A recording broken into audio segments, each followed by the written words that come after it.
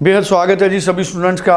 Australia के लिए आजकल एक टर्म बड़ी चर्चा में है, मिनिस्ट्रियल डायरेक्शन 111। तो ये क्या है, तो ये समझेंगे।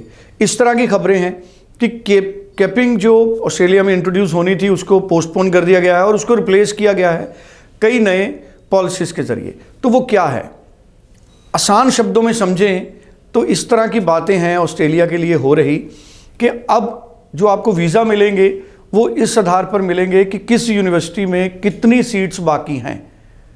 तो इस पर एक्सप्लेन हमको करेंगे पूरा A to Z explanation.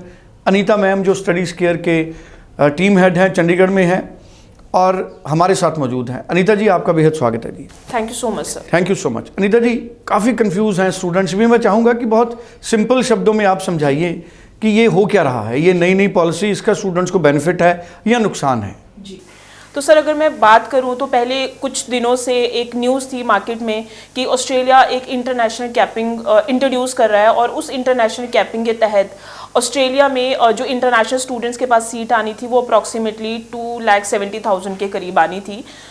But जैसे ही ये प्रपोजल पार्लियामेंट में गया तो पार्लियामेंट ने इस प्रपोजल को रद्द किया कि अब ये जो इंटरनेशनल कैपिंग होगी वो नहीं होगी।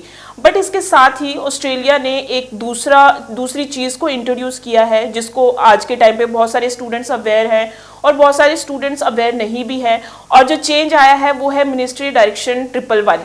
जो पहले इसको था, इसका जो नॉर्म था वो था मिनिस्ट्रियल डायरेक्शन 107। तो बेसिकली मिनिस्ट्रियल डायरेक्शन 107 रिप्लेस हुआ है मिनिस्ट्रियल डायरेक्शन 111 से। इसके तहत जो वीज़ाज हैं वो स्टूडेंट्स को अब लेवल 1, लेवल 2 और लेवल 3 के बेसिस पे नहीं मिलेंगे। अब स्टूडेंट्स को जो वीज़ाज मिलेंगे वो यूनिवर्सिटी की सीट अवेलेबिलिटी के हिसाब से मिलेंगे। दैट मीन्स अगर किसी भी यूनिवर्सिटी की जो सीट्स हैं वो 80% जो सीट्स फुल हो चुकी हैं या किसी यूनिवर्सिटी की जो सीट्स हैं वो 80% से कम है, मतलब उसमें जो कैपिंग है, उसमें जो सीट अवेलेबिलिटी है वो उनके पास अभी अवेलेबल है, तो स्टूडेंट्स को वीज़ाज 2 कैटेगरी में मिलेंगे। और वो जो 2 कैटेगरी है, one is standard and another one is priority. अब ये समझना हमें बहुत ज़्यादा ज़रूरी होगा कि स्टैंडर्ड कैटेगरी में किसके वीज़ाज आएंगे और प्रायोरिटी कैटेगरी में किसके वीज़ाज आएंगे। तो बेसिकली प्रायोरिटी कैटेगरी में उन स्टूडेंट्स को वीज़ा मिलेंगे अगर मान लीजिए लेट सपोज आपने किसी एक यूनिवर्सिटी में अप्लाई किया है, आपने RMIT में अप्लाई किया है, बट RMIT में जो सीट्स हैं वो ऑलरेडी 80% तक पहुंच चुकी है या उसके आगे जा चुकी है, तो आपकी जो वीज़ा फाइल होगी वो स्टैंडर्ड कैटेगरी में जाएगी और उस स्टैंडर्ड कैटेगरी के अंदर आपका जो वीज़ा का जो डिसीजन है वो 7 to 8 वीक्स लग सकता है या उससे ज़्यादा भी लग सकता है। लेकिन वहीं पे किसी स्टूडेंट ने चार्ल्स डार्विन यूनिवर्सिटी में लेट सपोज अप्लाई किया है, बट चार्ल्स डार्विन यूनिवर्सिटी की जो सिटिंग कैपेसिटी है वो अभी 80% तक नहीं पहुंची है, तो उस केस में आपकी जो सीट है वो प्रायोरिटी लिस्ट में आएगी और आपका जो वीज़ा है वो 2 से 3 और मे बी 3 से 4 हफ्ते के बीच में आ सकता है। आपको ये जानना बहुत ज़्यादा ज़रूरी है कि जिस भी यूनिवर्सिटी में आप अप्लाई करने जा रहे हैं उस पर्टिकुलर यूनिवर्सिटी के पास कितनी सीट्स बची हैं। तो आप बिल्कुल किसी भी कंसल्टेंट के पास अगर आप जाते हैं काउंसलिंग के लिए, आप ज़रूर पूछें कि कितनी सीट्स अवेलेबिलिटी होगी, क्योंकि ये चीज़ आपको ऑनलाइन इतनी ज़्यादा नहीं मिलेगी। या फिर आप नीचे दिए गए नंबर पे आप कॉल करें और आप बिल्कुल हमारी टीम से कंफर्म कर सकते हैं कि आपने ये यूनिवर्सिटी चूज़ करी है, इसमें इतनी सीट कैपेसिटी है। बिकॉज अब इस चीज़ का बहुत सारे जो स्टूडेंट्स हैं वो स्टूडेंट्स के क्वेश्चन बड़े ज़्यादा आते हैं कि हमारी जो डिसीजन है वो बहुत टाइम लगा रहा है। अनीता मैम, मैंने सिंपल शब्दों में जो समझा है आपकी बात से, हम इसको 2 तरह से बांटे, प्रायोरिटी 1, प्रायोरिटी 2।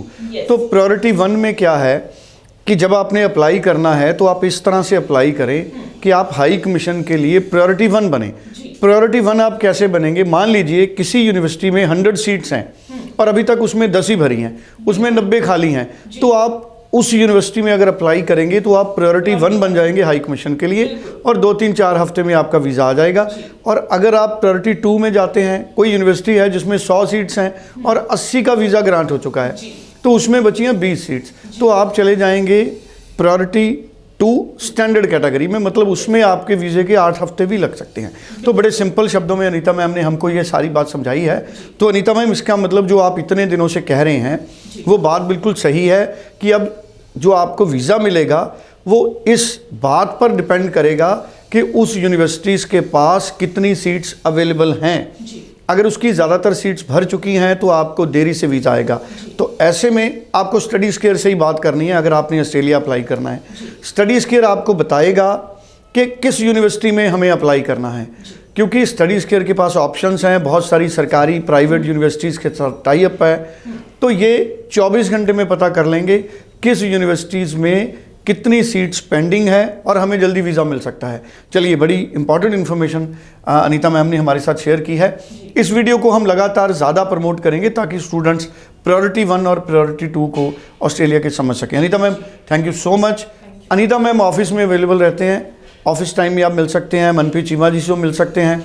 स्क्रीन पे नंबर है, आप व्हाट्सएप करो, लेफ्ट साइड पे नीचे व्हाट्सएप नंबर है, आप व्हाट्सएप करो, ऊपर की साइड पे मोबाइल नंबर है, आप फ़ोन करो। Thank you so much. Thank you so much.